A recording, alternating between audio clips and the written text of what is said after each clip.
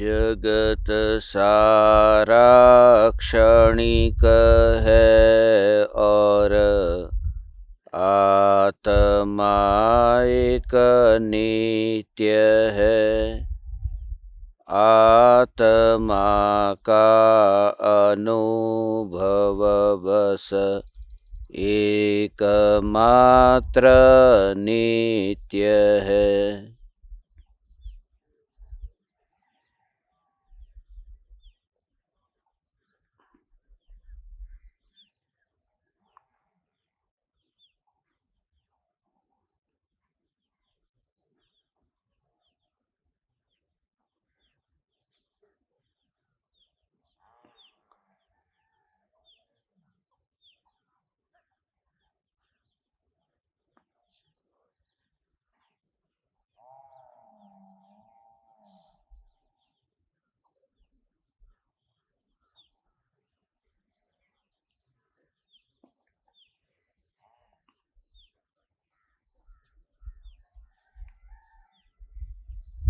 चैतन्य स्वभावी भगवान आत्मा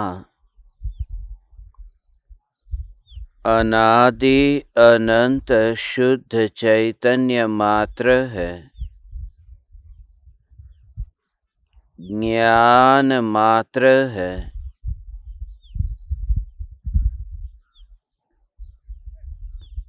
मैं शुद्ध चैतन्य मात्र, ज्ञान मात्र, भगवान आत्मा हूँ।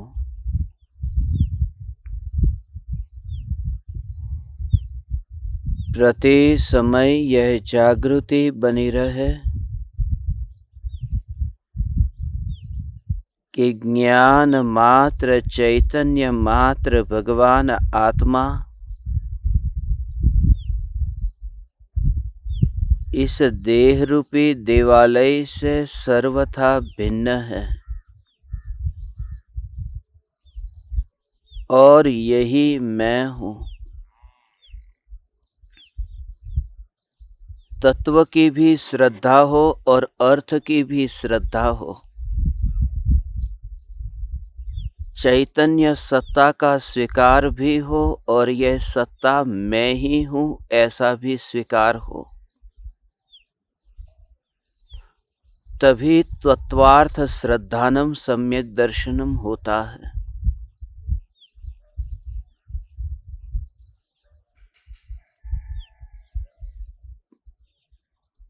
दृश्यों का स्वीकार किया है मगर दर्शक का स्वीकार नहीं किया। ज्ञेयों का स्वीकार किया है मगर ज्ञायक का स्वीकार नहीं किया। रूपी का स्वीकार किया मगर अरूपी का स्वीकार नहीं किया।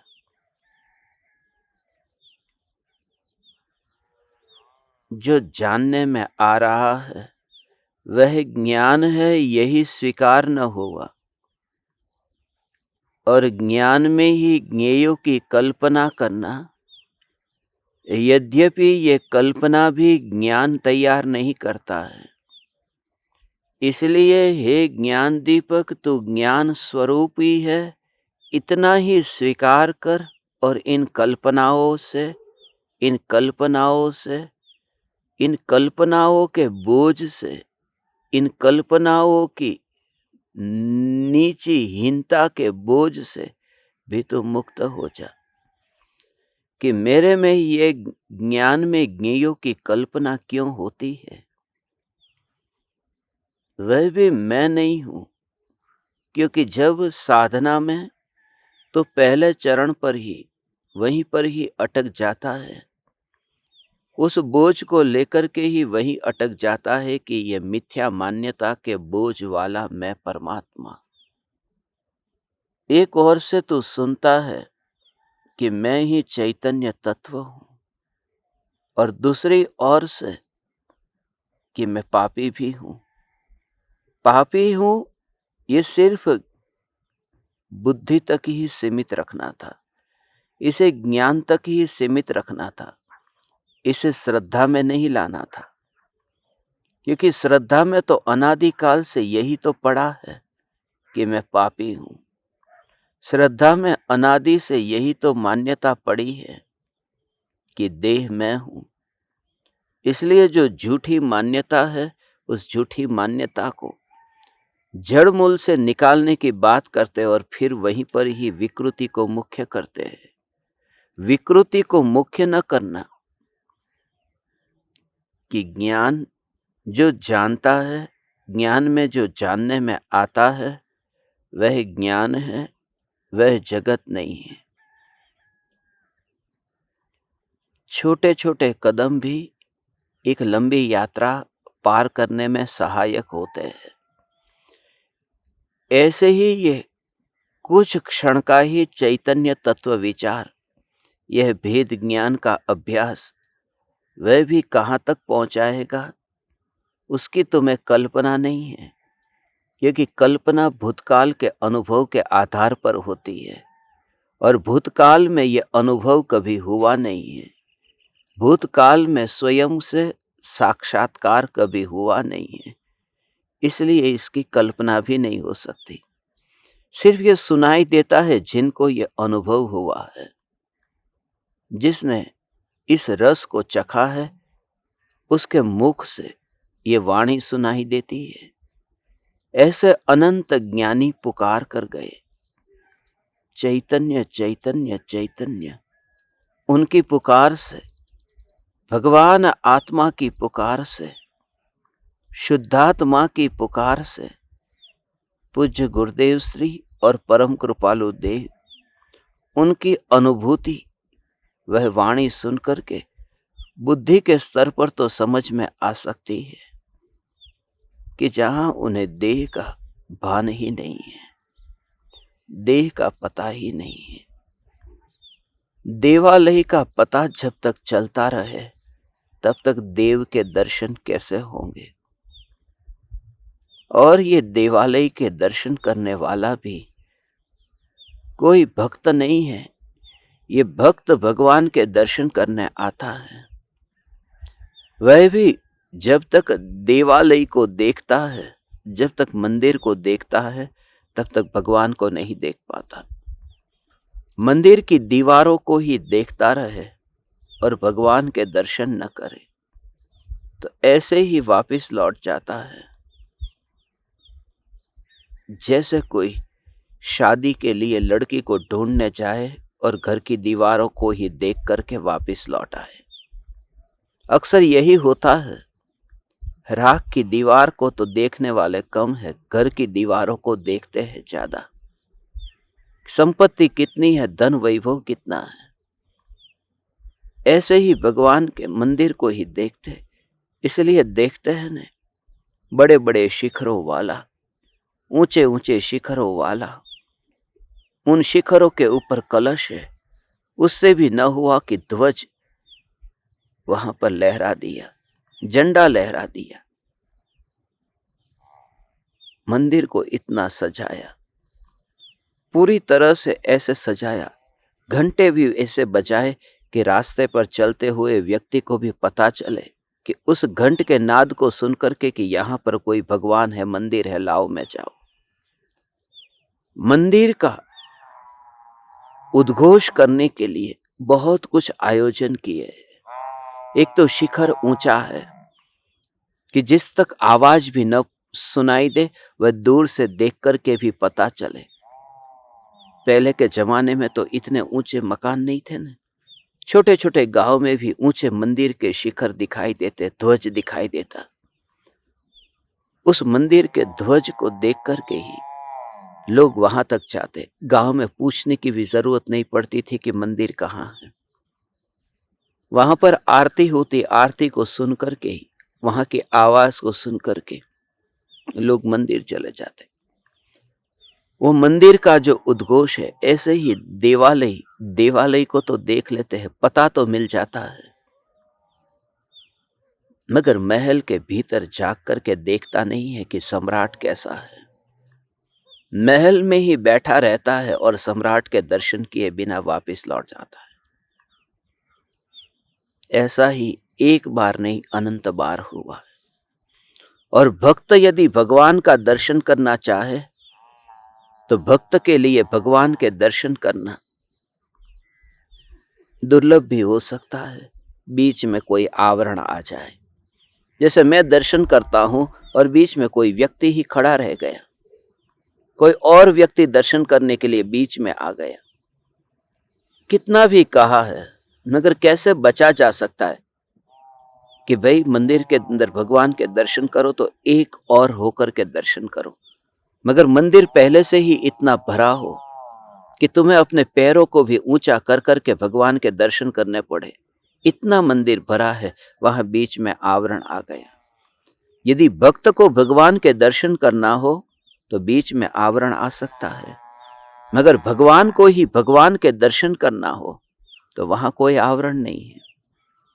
और इसीलिए ये देह रूपी देवालय में रह करके सम्यक दृष्टि ज्ञानी धर्मात्मा स्वयं भगवान भगवान के दर्शन करते हैं और वहां पर आवरण नहीं आता। वहां तो विकल्प का आवरण भी नहीं आता, विकारों का आवरण भी नहीं आता। यह दर्शन है। दर्शन की चाह न हो और दर्शन हो जाए, वह स्वाभाविक दर्शन है। दर्शन की चाह से जो दर्शन होते हैं वे तो देव दर्शन है, और चाह के बिना दर्शन हो गए वह सम्यक दर्शन है। जहां चाह नहीं है और ज्ञान से ही ज्ञान जानने में आया, ज्ञान में ही ज्ञान जानने में आया, तब देवालय का पता नहीं है। जब भगवान को भक्त ऐसे दर्शन करता है तब कौन सी पूजा चल रही है, पूजा के मंत्र कौन से है, उसकी भाषा कौन सी, कुछ भी याद नहीं आता। नमोकार मंत्र हम रोज मंदिर में जाकर के बोलते हैं। आप खुद ये विचार करो कि आपको मंदिर में जाकर के नमोकार मंत्र बोले तब ये नमोकार मंत्र प्राकृत भाषा में है, ये कितनी बार याद आता है। ये नमोकार मंत्र पुष्पदंजी और भूत बलि जी ने षटखंडागम में लिपिबद्ध किया है, ये कितनी बार याद आता है। जब नमो अरिहंताणम बोलते हैं तो अरिहंत भगवान का ही स्मरण होता है। ऐसे ही वहां पर शब्द का, वहां पर उसके रचयिता का, उसके संबंध में और लंबे विकल्प नहीं चलते। ऐसे ही ज्ञान से ज्ञान जानने में आता है, वहां फिर ये विकल्प नहीं चलते हैं। उन शब्दों का भाव नहीं है, वहां भाषा नहीं है, भाषा एक और है। मात्र भाव को ही ग्रहण किया। जैसे वहां पर नमोकार मंत्र कौन सी भाषा में है उसका पता नहीं है, और नमोकार मंत्र के भाव को ग्रहण किया है। वहां पता ही नहीं चलता। मंदिर में भगवान के दर्शन करते समय वो शिखर दिखाई देता है। यदि शिखर दिखाई दे, यदि झंडा दिखाई दे तो समझना कि अभी भगवान के दर्शन नहीं हुए। भगवान के दर्शन करने जाए और वहां पर चामर, वहां पर छत्र, ये अष्ट प्रातिहार्य भगवान के दर्शन करते समय दिखाई दे। ज्यादातर तो वही दिखाई देता है कि छत्र कैसा है, चांदी का है या सोने का है, ये चामर कैसे है, चमकते हुए है, उसका कपड़ा कैसा है, ये अशोक वृक्ष कैसा है, संगमरमर के पत्थर पर बनाया है या फिर हरे पेड़ जैसा, ये किस तरह से बनाया है। वही विकल्प चलते हैं। भगवान के दर्शन तो कब हो पाते हैं। ऐसे ही बाहर में जो भगवान नहीं है उनके ही दर्शन होते, और ज्यादा से ज्यादा यदि कोई दर्शन करता है, अरे भगवान की वितराग मुद्रा, शांत मुद्रा, बस वहीं पर ही अटक जाते हैं। ये भी भगवान के दर्शन नहीं है, ये भी अशोक वृक्ष की भांति ही ये मूर्ति के दर्शन है। जब तक ज्ञायक भाव के दर्शन नहीं होते तब तक ये मूर्ति के दर्शन से कुछ नहीं होगा। वहां भगवान की मूर्ति के दर्शन करना, कभी ऐसा लगता है इस देह को ही देखता रहता हूं और वहां पर जाकर के उस पुद्गल को ही देखता रहा। मगर बहुमत बहुत है जो माने कि ये भगवान के दर्शन किए, इतना तो धर्म हुआ। ये बहुमत ज्यादा है। तुम अकेले पड़ जाते हो तब मनोबल और कम हो जाता है। हारने से पहले ही व्यक्ति हार जाता है। उस मानसिकता के कारण ये सोच ही नहीं पाता, क्योंकि विद्रोह करने की शक्ति है नहीं। समाज में रहना है, घर में रहना है। समाज में रह करके ऐसा मैं कैसे करूं? इसलिए इसके लिए तो ऐसा साहस चाहिए कि जैसे मैं इस देह को ही देखता रहूं, अपने देह से संतुष्ट नहीं हुआ तो परमात्मा के देह को देख करके संतुष्ट हो गया। यह शांत राग रुचि भी परमाणु भीस्तु। ये परमाणु ऐसे शांत है जिससे आपका निर्माण हुआ है। क्या परमात्मा का निर्माण परमाणुओं से हुआ है? ये जो भक्ति की भाषा थी, जो सत्य स्वरूप से बिल्कुल विपरीत थी, जो सिर्फ बोलने मात्र के लिए थी, जो अपने भावों की अभिव्यक्ति थी मगर अनुभूति नहीं थी, जो अनुभूति स्वरूप है, इस स्वरूप को मैं कब पहचानूंगा? मुनिवर राम सिंह इस पाहुड़ दोहा में अब वह साहस लाने को कहते हैं कि तू उस शक्ति को खोज जो शक्ति इस मूर्ति के पीछे है। मंदिर की जो मूर्ति है, उस मूर्ति में कोई शक्ति नहीं है। उसे खोज दृष्टि में जैसे वह है। मंदिर दिखता नहीं है, वहां पर कौन है? मंदिर में वहां पर कौन है? भगवान के दर्शन करते समय भी अहोभाव उतना भगवान का अहोभाव नहीं आता, क्योंकि पता है किसी को भी भगवान की रुचि नहीं है। संगमरमर की भगवान की मूर्ति होगी, वितराग शांत मुद्रा होगी। उस वितराग शांत मुद्रा को तुम खुले में रखो, क्योंकि हम भी जानते हैं उस मुद्रा में किसी को रस नहीं है।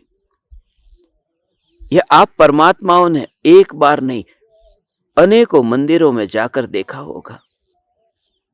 मूर्तियां खुली है, फिर वह श्रवण बेलगोला की मूर्ति हो या मांगी तुंगी की मूर्ति, जो भी सबसे ज्यादा प्रचलित है उनके नाम मैंने बोले, बाकी समझ लेना सभी खुले में है।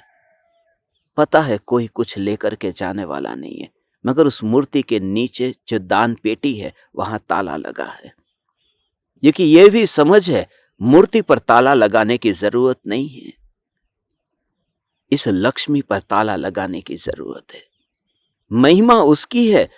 यहां पर भी जो आते हैं मूर्ति की महिमा वाले कम हैं। ये जो मूर्तिक है, ऐसे धन की महिमा वाले ज्यादा है। ऐसा ही भाव आता है, ऐसा ही भाव है। इसलिए एक बात जागृति मुनिवर राम से इस पाहुड़ दोहा में जो कहते हैं, प्रति समय यह जागृति कि देह रूपी देवल से न्यारा जो देव है, अब मैं उसकी खोज करूं। मंदिर में लक्ष्मी के अलावा है क्या? देखते हैं तो लक्ष्मी दिखाई देती है, लक्ष्मी चंद दिखाई देता है, मगर जो साक्षात चैतन्य की मूर्ति है, ऐसे परमात्मा के तो दर्शन ही नहीं हो पाते। अब मैं सभी मान्यताओं से मुक्त होकर के ऐसे साहस को अंतर से ही लाऊं कि वहां पर खोजूं। भगवान तो दिखते ही नहीं है, खोजने पड़ते हैं। स्वाभाविक है, आवरण इतना हो और रुचि इतनी हो तो वहां पर कैसे दिखाई देगा? वहां पर इतने गहने पहनाए गए हो, वहां पर ऐसे वस्त्र पहनाए गए हो, वहां ऐसे मुकुट पहनाए हो, तो परमात्मा के दर्शन होंगे नहीं, क्योंकि आवरण जहां हो वहां दर्शन कैसे होंगे? सत्य तो यह है कि हमें दर्शन नहीं होते, क्योंकि हमारी दृष्टि पर आवरण है। जब दृष्टि से आवरण हट जाता है तो श्वेतांबर प्रतिमा में भी परमात्मा दिखाई देता है। मैं ये नहीं कहता कि श्वेतांबर प्रतिमा ये परंपरा से है, ये वितराग शासन है। मेरा कहना यह है कि जहां तुम्हारी दृष्टि पर से आवरण हट जाए तो तुम्हें कहीं पर भी परमात्मा दिखेगा। जब तुम्हें निगोदिया में परमात्मा दिखाई दे सकता है, जब तुम्हें छत्रपति शिवाजी की मूर्ति में परमात्मा दिखाई दे सकता है, जब तुम्हें गांधी जी की मूर्ति में परमात्मा दिखाई दे सकता है, उन्हें तो तुम नहीं कहते कि वस्त्र उतार दो। तुम तो इतने विराट दृष्टि वाले हुए कि मैं जहां देखूं उन्हें परमात्मा के रूप में देखता हूं। तो फिर वह राजा ऋषभ देव को जो वस्त्र के साथ में है, वहां परमात्मा क्यों नहीं दिखाई दिया?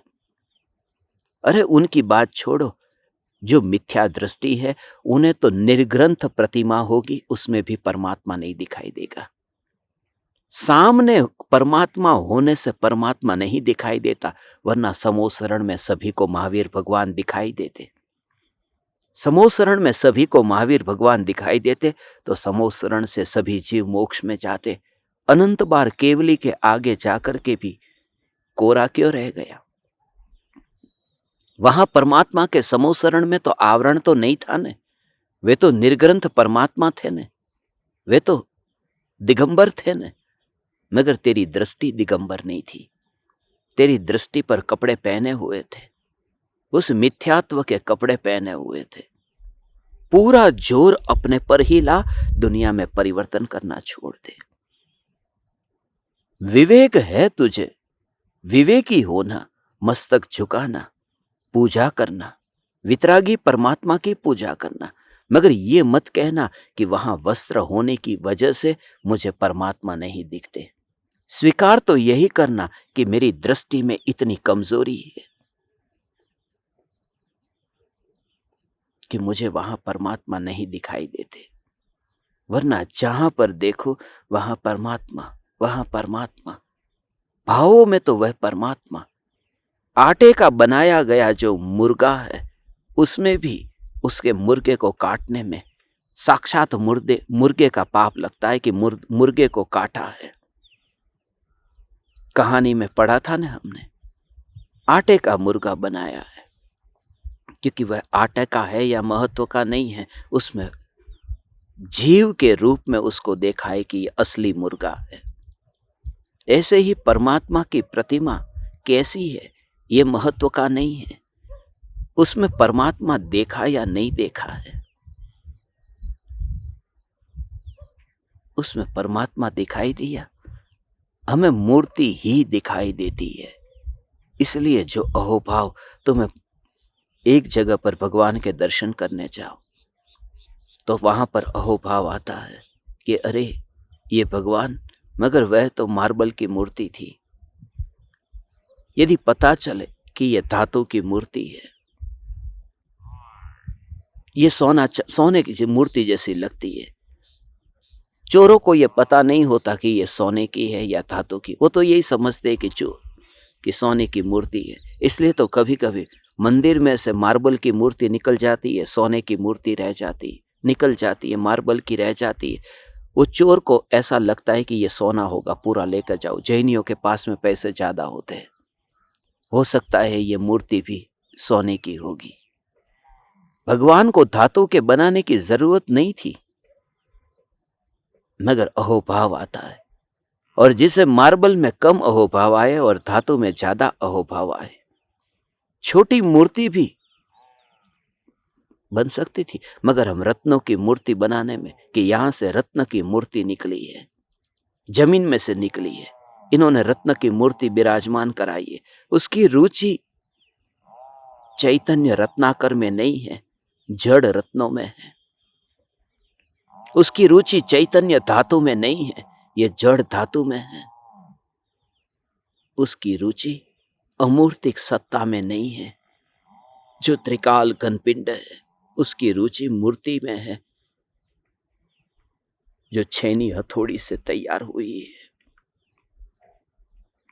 हे ज्ञान दीपक, इस 53वें दोहे में मुनिवर राम सिंह उस तत्व को खोजने की प्रेरणा देते हैं कि अब तो देवालय में ही कब तक रहेगा।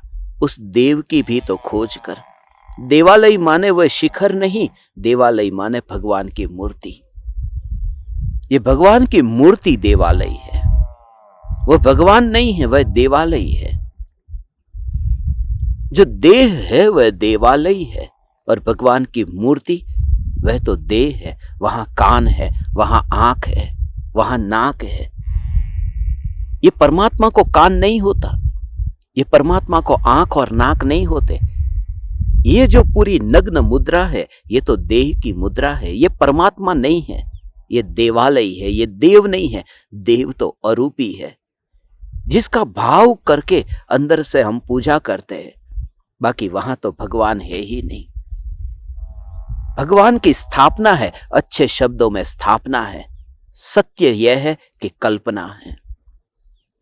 सत्य यही है कि किसी ने माना कि यह महावीर भगवान, और उसी मूर्ति में यदि मान लिया होता कि ये आदिनाथ भगवान, कभी कभी नीचे से चिन्ह भी नहीं दिखाई देते, पुरानी मूर्तियां निकलती है। अब किस रूप में विराजमान करनी, पहले कभी हुई थी आदिनाथ भगवान की मूर्ति, वही आते आते महावीर भगवान की हो जाती है।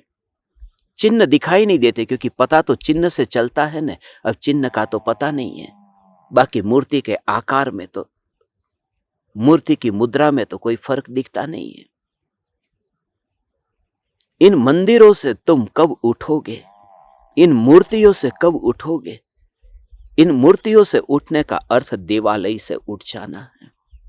मगर जो इस देह रूपी देवालय से उठ गया है, वो उन मूर्तियों में परमात्मा की कल्पना नहीं करता है।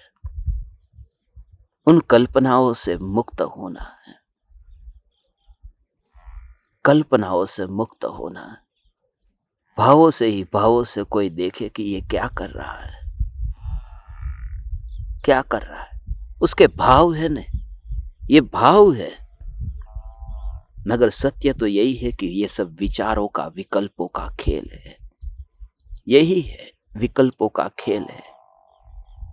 जैसा हम करते हैं ऐसा वहां करने का भाव आता है। इसलिए तो कृष्ण के भक्त कृष्ण की मूर्ति को खिलाते हैं, भोग प्रसाद वहां पर चढ़ाते हैं। यद्यपि वो भोग फिर खुद ही खाते हैं, मगर खिलाते हैं। उन्हें भी सुलाते हैं, रात के टाइम पे वो सुला देते हैं, सुबह के समय फिर वे जगा देते हैं उन्हें ही। परमात्मा तो वह है जो जागा हुआ है, उसे सुलाने वाले तुम कौन हो? परमात्मा तो वह है जो खाने पीने भोगने उनसे तो ऊपर उठ चुका है, तुम उन्हें खिलाने वाले कौन हो? मगर हम हमारी भक्ति को ऐसे व्यक्त करते, अच्छी भाषा में भक्ति है, और सत्य यह है कल्पना है। भक्ति और कल्पना, इन दोनों से छुटकारा। जैसे मैं खुद ये क्रिया करता था और अब दूसरों को ये क्रिया कराता हूं। जैसे माँ खुद भी खाती है, पीती है, सोती है, उठती है, और बच्चे को भी खिलाती पिलाती है, सुलाती है, जगाती है, ऐसे ही हमने भगवान के साथ भी वही किया। जो व्यक्ति जिस प्रकार से अपनी चित्त की मानसिकता को लेकर के बैठा है, ऐसी ही भगवान की कल्पना करता है,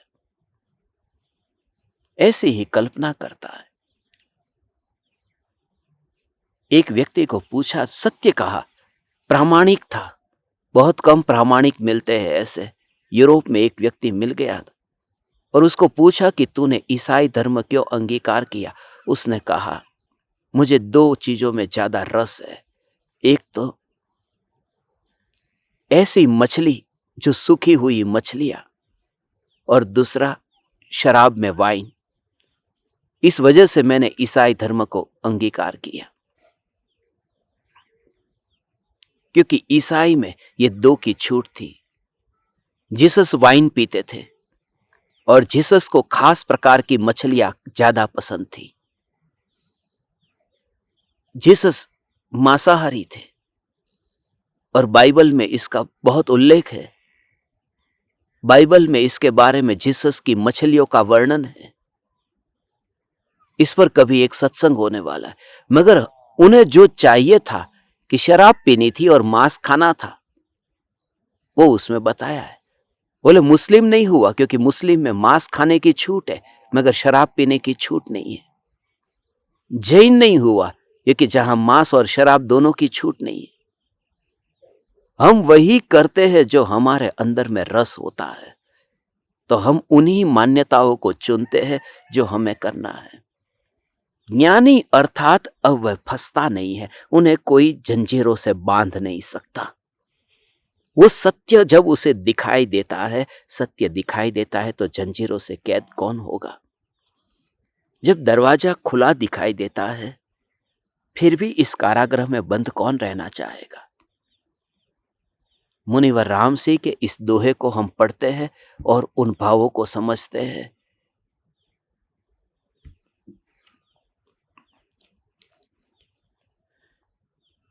देहा देवली जो वसई, सत्ती हिम सही यऊ देऊ, कोतहिम जोइय, सत्ती सिउ सिगधु गवे सही भेऊ।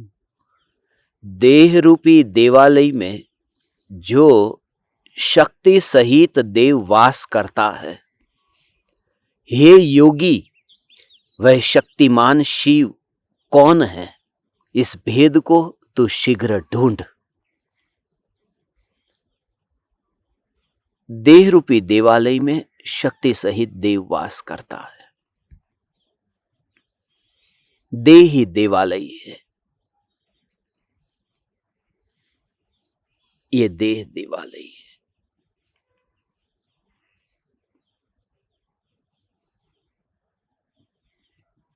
समोसरण बिखर गया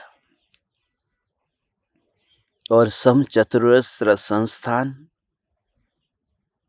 वज्र ऋषभ नाराज सहनन वाला जो देह था, तीर्थंकर का देह था, वह देह भी बिखर गया। देह इतना बलवान होता तो बैर बिखेर क्यों होता। देह यदि ऐसा सत्ता स्वरूप होता तो अभी उसका अस्तित्व क्यों नहीं दिखाई देता। उस देह का तो कोई चिन्ह भी न मिला। इजिप्त में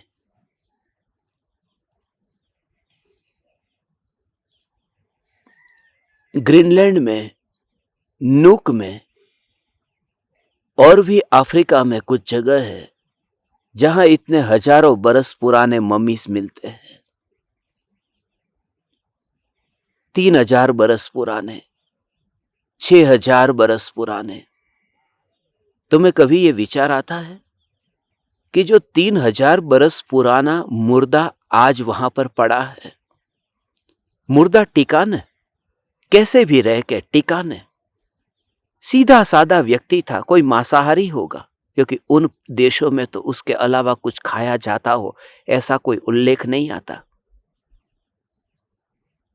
इतिहास में ग्रीनलैंड में तो सभी लोग मांस ही मांस खाते थे, मांस ही खाते थे, जानवरों के चमड़े को उतारकर उसके ही कपड़े पहनते थे।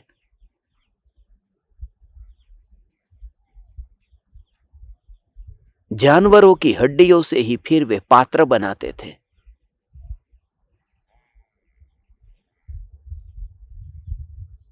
उनका जीवन ही पूरा जानवरों पर चलता था। ऐसे मांसाहारियों का शरीर 3-3 हजार बरस पुराना सड़ा हुआ भी टिक जाता है न। और वज्र ऋषभ नाराज सहनन वाले 2500 बरस पहले जो हुए, ऐसे महावीर भगवान के शरीर का कोई ठिकाना नहीं है। कपूर की तरह बैर बिखेर हो गया। उनसे भी पुराने शरीर आज इस दुनिया में है, तो महावीर भगवान के शरीर का क्या हुआ।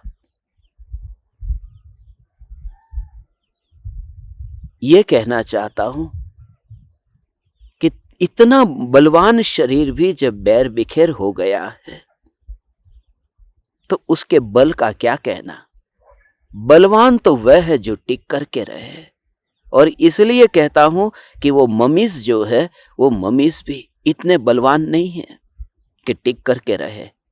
कितने बरसों तक देह को टिकाओगे, प्रिजर्व करके रखोगे, स्टोरेज में रखोगे, मगर कितने दिन तक? बेर बिखेर होगा। जो नहीं बैर बिखेर होता वह देव है। देवालय तो खंडर होने वाला है, खंडर होगा, बदलेगा। टिक करके रहने वाला सुमेरु पर्वत भी सदा एक सा क्या रहता है। सुमेरु पर्वत में जितने परमाणु हैं ना, उनमें से एक भी परमाणु ऐसा नहीं है जो कभी मेरा शरीर न बना हो। एक भी परमाणु ऐसा नहीं है जो मेरे शरीर के रूप में न आया हो। क्योंकि जब पंच परावर्तन किया, और एक बार नहीं अनंत बार किया, तो प्रत्येक परमाणु को देह के रूप में धारण किया था ना। तो सुमेरु पर्वत के परमाणु, 1,00,000 योजन विस्तार वाला सुमेरु पर्वत, वे परमाणु भी कभी मेरा देह बने हैं। यहां तक कि जिन्हें हम अकृत्रिम जिन चैत्यालय कहते हैं, वे अकृत्रिम जिन चैत्यालय, वे भी अकृत्रिम है, मगर अनादि अनंत नहीं है। उनमें भी नए परमाणु आते हैं, पुराने निकलते हैं। उन जिन चैत्यालयों में से भी तो परमाणु मेरे शरीर के रूप में बनते हैं। ये परमाणुओं का चक्र ही ऐसा है, ये जड़ का चक्र ही ऐसा है। यहां कोई भी जड़ वस्तु ठहर करके नहीं रहती, एक ही है ठहराव, उसी का नाम है सिद्धत्व। जिस सिद्धत्व को पाकर के फिर गति नहीं है, फिर अनंत काल के लिए चक्र नहीं है, घूमना नहीं है, गति नहीं है, कंपन नहीं है, अकंप दशा, अयोगी दशा प्रकट होती है। हे योगी, तू उस अयोगी की खोज कर, उस अयोगी को खोज। ये प्रेरणा देते हैं इस देह रूपी देवालय से। न्यारा जो देव है उसकी खोज करने को कहा, तू उसकी खोज कर, और तू ये कर सकता है सिर्फ समाज को एक और रखते। कुछ ज्ञान दीपकों के संदेश आए हैं। कल रात को मीटिंग रखने वाले हैं पहले से ही कि हमारी साधना में, परिवार में प्रॉब्लम है। समाज में लोग कहते हैं कि मंदिर आते थे अब तो दिखाई भी नहीं देते। समाज कहता है, माने तू समाज के लिए ही अब तक जाता था, ये सिद्ध हो गया। तेरा धर्म पहले तू करता था, परिवार के कारण करता था। धर्म तू अपने कारण कर। एक चीज ऐसी है जो पराये के कारण न हो। आप पार्टी में जाना है या नहीं जाना, पति से पूछ लेना। खाने में क्या बनाना है, बच्चों से पूछ लेना, वह पूछ लेना उनसे। मगर धर्म के लिए अपनी स्वतंत्रता किसी को मत देना। अपने हाथ को काट करके किसी को मत देना। तो अपनी आंखों को निकाल करके दूसरों को दान में मत देना। कौन देता है चक्षुदान? देते हैं वह भी लिख करके जाते हैं, मेरे मरने के बाद में इन आंखों को निकाल करके दे देना। चक्षु का दान दे देना। निकलने के बाद में जीते जी कौन आंख को निकाल करके देता है? कैसा भी अंधा बेटा हो, मां को यह विचार नहीं आता कि लाओ मेरे अंधे बेटे को आंख निकाल कर दूं। जब तू आंख को निकाल करके दूसरों को देता नहीं है, तो अपनी दृष्टि को निकाल करके समाज के लिए, उस सच्ची दृष्टि जो तुझे अभी मिली है अनंत भव के बाद में, ये समाज, ये परिवार तो अनंत भवों में अनंत बार मिल चुका, ये दृष्टि का अवसर नहीं मिला था। मांसाहारियों को भी परिवार मिलता है, अरे जानवरों को परिवार मिल जाता है। भले वहां पर परिवार जैसा रिश्ता वे रखते नहीं है, मगर उनका भी तो परिवार है, उनके भी तो दादा है, दादी है, उनके भी तो बाप है, मां है, उनके भी बेटे हैं, उनके भी भाई बहन है। जानवरों का भी परिवार होता है।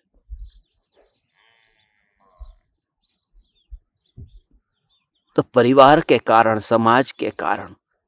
हाँ, ये बात स्वीकार करना कि मेरी चैतन्य तत्व में अभी रुचि नहीं है, अभी आत्मा का अहोभाव नहीं आता, अभी मुझे ये स्वरूप समझ में नहीं आ रहा है कि ये स्वरूप कैसा है, तो उसकी चिंता मत कर, उसका इलाज है। मगर जो भयभीत होकर के बैठा है, उसका कोई इलाज नहीं है। उसके लिए एक साहस ला करके तुझे खोज करनी पड़ेगी। एक खोज ऐसी साहस से करनी पड़ेगी, ये खोज कर, और तेरे पास में वह शक्ति है, शक्ति है।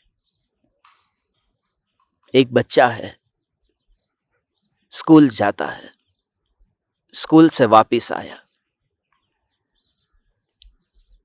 अपना स्कूल बैग पीछे लटका कर लेके आ रहा है, निराश होकर के आया है। एक खत लिखा है उसमें, वो खत बंद है और शिक्षक ने कहा है कि वह खत सीधा तुम अपनी मां को ही जाकर के देना। बच्चे ने वो खत अपनी मां को दिया।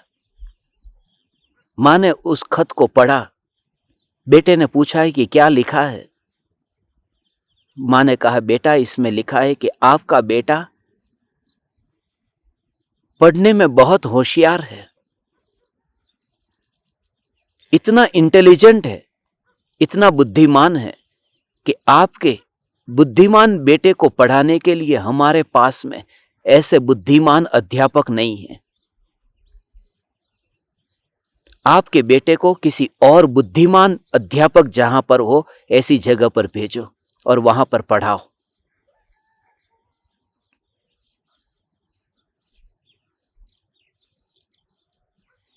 और मां ने उस बच्चे को कहीं और पढ़ाने के लिए भेज दिया।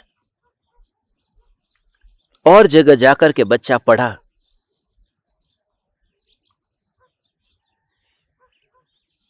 और बहुत बड़ा ज्ञानी हो गया। मगर जब उसकी मां की मृत्यु हुई और मृत्यु के बाद में वो खत उसके हाथ में आ गया, उस खत को जब उसने पढ़ा तो आश्चर्यचकित हो गया। उस खत में लिखा था कि आपके बेटे में कोई काबिलियत नहीं है,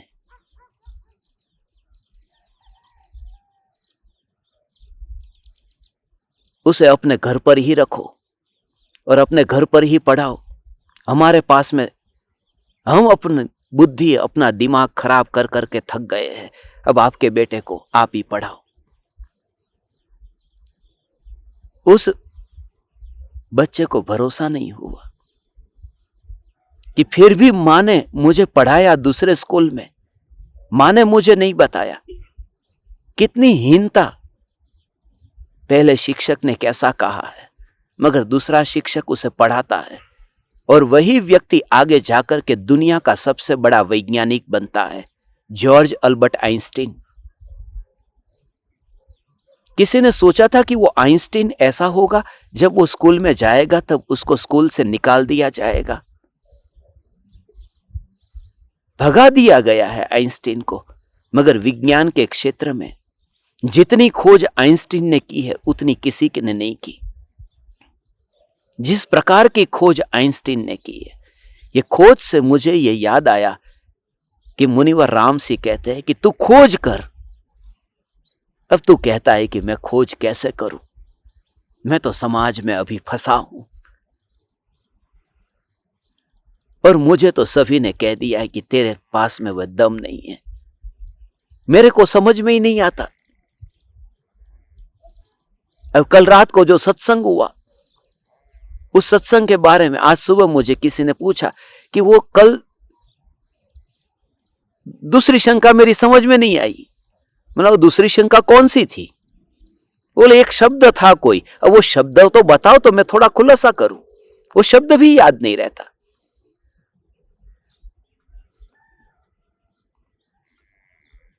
अब शब्द क्या था? शब्द था कि षटकारक। और षटकारक याद तो आना चाहिए। अब शब्द था अनंतर पूर्व क्षणवर्ती पर्याय का व्यय और अनंतर उत्तर क्षणवर्ती पर्याय का उत्पाद। मगर उसका अर्थ क्या, वो पूछने के लिए शब्द तो याद रहना चाहिए ना।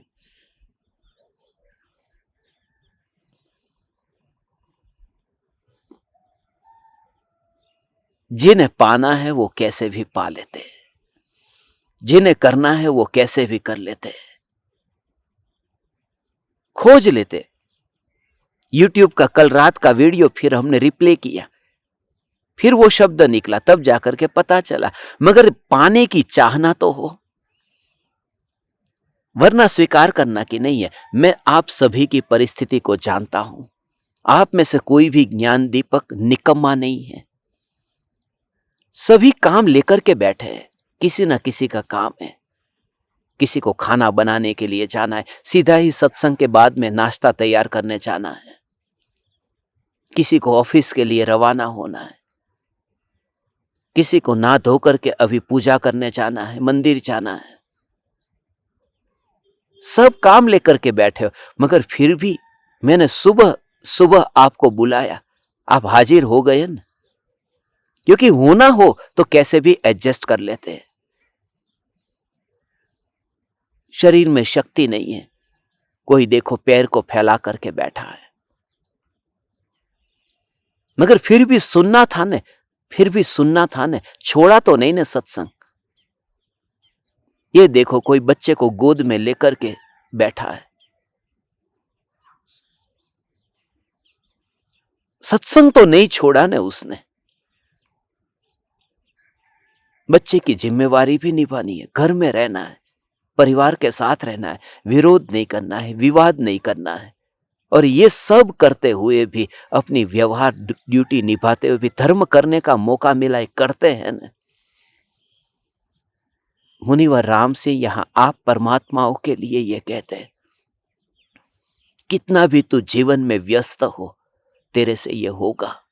कितना भी तू बंधा हुआ है, मुक्ति का अनुभव तुझे होगा। क्योंकि हथकड़ियों से बंधे हुए व्यक्ति को रसगुल्ला मीठा है, इस अनुभूति में कोई बाधा नहीं पहुंचती। हथकड़ी अपनी जगह है और मिठास का अनुभव अपनी जगह है। ये कर्म के उदय के खेल, ये उदय की जगह पर है। तुझे खाना बनाना है, तुझे दुकान जाना है, तुझे बच्चे को स्कूल के लिए तैयार करना है, ये सब ये कर्म, ये उसकी जगह पर है। और मेरे भीतर में ये चैतन्य की जागृति, हे ज्ञान दीपक, हे चैतन्य परमात्मा, यदि तेरे उदय कभी ऐसे हो कि सत्संग सुन न सके, यदि तू सत्संग सुन भी न सके, तू रिपोर्ट भेज भी न सके, तू इतना भी न कर सके, फिर भी तेरे भीतर में यह चैतन्य, सच्चे हृदय से तुझे कहता हूं, अंतर की भावना से कहता हूं, यदि ये न भी हो सके तो भी तेरे लिए यही दुआ, तेरे लिए यही भावना कि तूने चैतन्य चैतन्य चैतन्य चैतन्य चैतन्य ये जो सुना है, और वो तेरे अंतर में एक बार भी ये अहोभाव आया है, वह अहोभाव अंदर में कोने में है, कोने में। वह कभी ना कभी निकलेगा। वो धन जो छुपा हुआ है वो कभी तो बाहर आएगा, कभी कभी तो बाहर आएगा। उस समय सब बाहर किसी को दिखाई नहीं देता था, मगर तेरे अंदर वो छुपा था। और जब असली जरूरत पड़ी है, रोज घर में रुपये की जरूरत थी,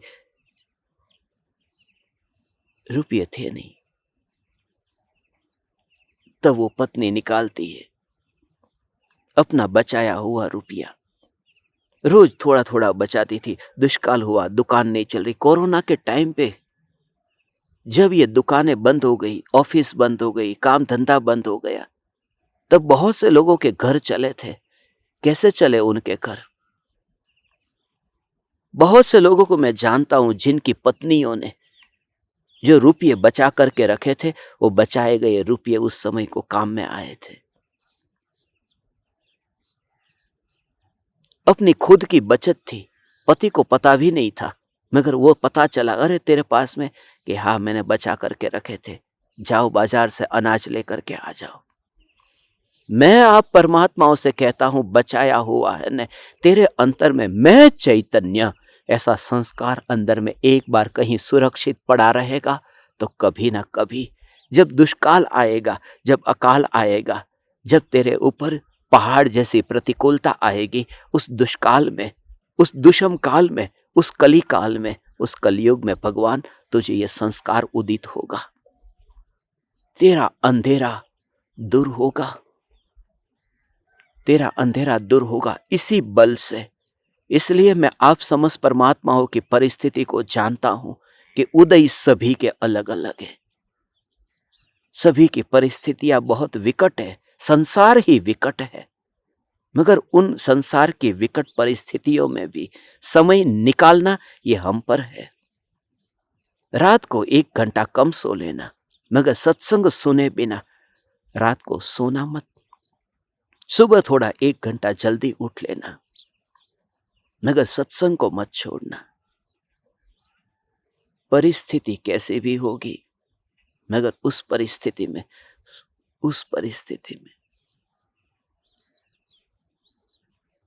एक ज्ञान दीपक अमेरिका से, कनाडा से यहां पर आया। उसने मुझे कहा, मैंने बोला आप इतना खर्चा करके यहां क्यों आए? उसने अपने पति को कह दिया, अपने बेटे बेटियों को कह दिया कि जो भी खर्चा होता है, तुम लोग ऑस्ट्रेलिया घूमने जाते हो, तुम लोग न्यूजीलैंड घूमने जाते हो, बस मुझे वहां घूमना नहीं है। मेरा जो खर्चा होगा, जितनी भी शॉपिंग होगी, वो शॉपिंग मुझे नहीं करनी है।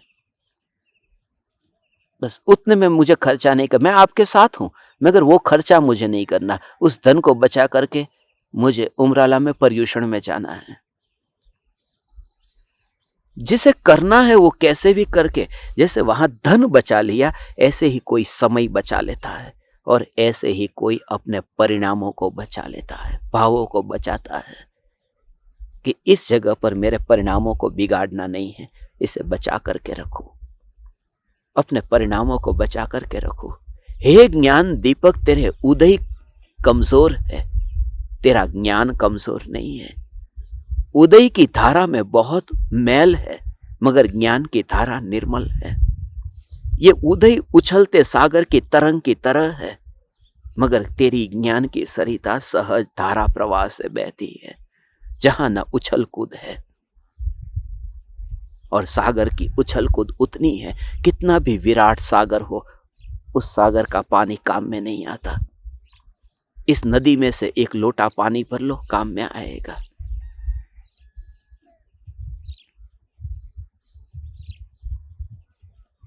काम में आएगा। समुद्र कितना भी हो, कितना भी बड़ा हो, खारा जड़नो दरियो भरियो, मीठा जड़नो लोटो, तरस्या ने तो दरिया थी पण लोटो लागे मोटो। खारा दरिया है, समुद्र है, और एक और उसी सरिता से लिया गया एक लोटा है। प्यासे व्यक्ति को वह लोटा बड़ा दिखता है, लेकिन वहां जो तरंग है, वो तरंग एक तो खारा, फिर तरंग वाला, जहां जाना जान से अपने को गवाने जैसा, वो ऐसा ही है। इसलिए तो कबीर ने कहा, वो खजूर के पेड़ इतने दूर है कि न फल मिलता है न छाया मिलती है, किस काम का। मरते व्यक्ति को वो खजूर नहीं चाहिए। यहां पर पानी की 2 बूंद यहां पर आए, बस वो शांति से यहां से विदा हो सकेगा। हे ज्ञान दीपक, तेरे उदय कितने भी खतरनाक है, तो खोज कर, तू खोज कर। और जब तू खोजेगा तब तुझे होगा कि अरे ऐसा स्वरूप है, ऐसा स्वरूप है, सहज खोज हो जाएगी। सभी की परिस्थिति, थॉमस अल्वा एडिसन, ये भी वैज्ञानिक हुआ, ये भी खोज करने वाला, बिजली के बल्ब की खोज की, उसकी भी परिस्थिति कमजोर थी।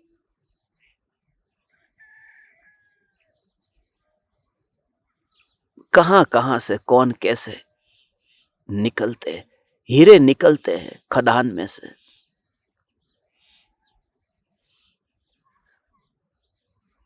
फिर वहां वापस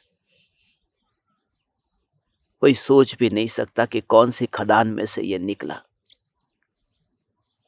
फिर कोहिनूर हीरे को देखते समय अली हफीज का खेत किसको याद आता है? आइंस्टीन का नाम जब लिया जाता है तब उस टीचर को कौन याद करता है? ये तो दृष्टांत बन जाता है। सिद्धांत तो आइंस्टीन का चलता है, दृष्टांत उसके गुरु का चलता है, दृष्टांत उसकी मां का चलता है, मगर सिद्धांत तो आइंस्टीन का है। इस सिद्धांत की खोज कर, जिस सिद्ध का कभी अंत नहीं है, देह रूपी देवालय में जो यहां पर है, और सहज ही ये दशा प्रकट होगी। प्रतिकूलता में भी सहज सहज सहज सिद्धि होगी। जर्मन स्विस केमिस्ट हुआ क्रिश्चियन फेड्रिक्स, वो अपनी पत्नी से बहुत डरता था। कौन नहीं डरता पत्नी से, मगर वो ज्यादा डरता था पत्नी से।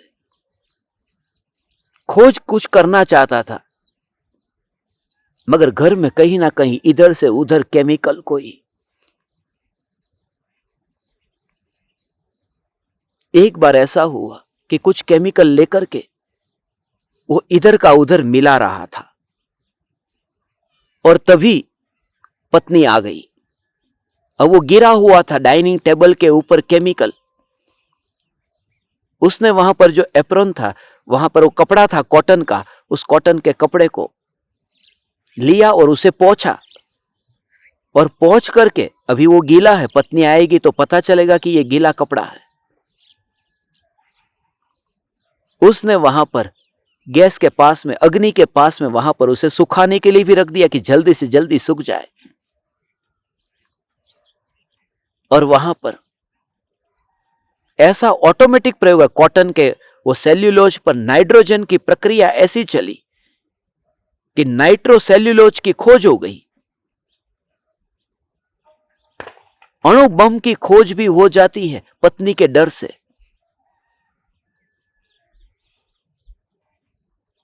फिर वही अणु बम, वही परमाणु बम पूरी दुनिया का नाश करते। दुनिया का नाश करने में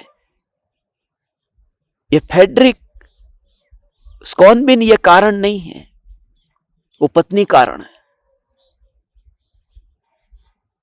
मूल वहां से शुरू हुआ था। इसलिए तू अंदर में जागृति रख कि तेरी पत्नी खतरनाक नहीं है, तेरा पति खतरनाक नहीं है, वे तो कारण बनते हैं तेरी खोज के लिए। जैसे उसकी खोज में उसकी पत्नी कारण बन गई, तेरी चैतन्य की खोज में ये कोई परिवारजन कारण बन जाएंगे। उन पत्थरों को सीढ़ी बना करके ऊपर चढ़ जा, परमात्मा मंदिर में इंतजार कर रहा है। दृढ़ता ला भगवान, हे चैतन्य परमात्मा।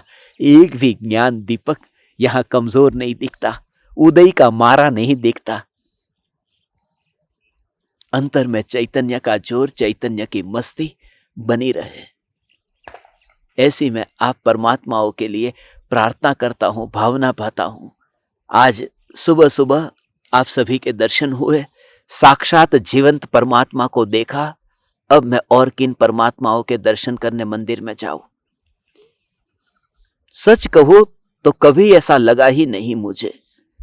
जब भी देश में रहूं या परदेश में रहूं, जब भी आपके दर्शन हो तो सुकून मिलता है। इसलिए तो मंदिर के दरवाजे खुले या न खुले उसका विचार नहीं आता। आपके कैमरे के दरवाजे खुले हैं या नहीं वो देख लेता हूं, किन किन के दरवाजे खुले हैं। धन्यवाद, दर्शन दिया।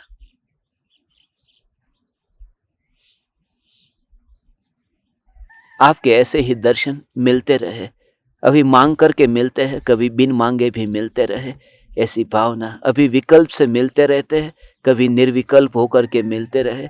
ऐसी भावना पाता हूं आप समस्त ज्ञान दीपकों को मेरे हृदय के अंतःकरण से प्रणाम। चैतन्य चैतन्य चैतन्य।